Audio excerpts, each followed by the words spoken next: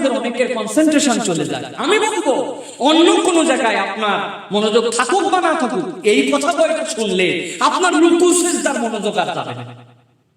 কি বসিম আমাকে নড়বড়ে অবস্থায় থাকে, আপনি রুকুর মধ্যে আছেন, আপনারা কেউ যদি একটুখানি ধাক্কা দেয় আপনি ধপ করে পড়ে যাবেন, ঠিক না? ব্যালেন্স নাই আপনার, আপনি সবচেয়ে নড়বড়ে তখন।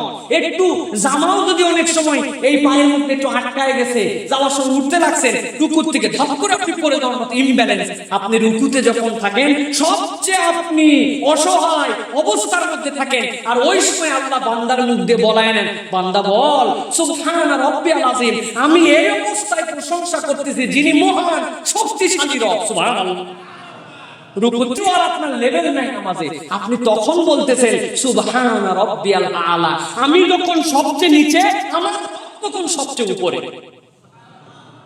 মধ্যে কি বলছেন? মধ্যে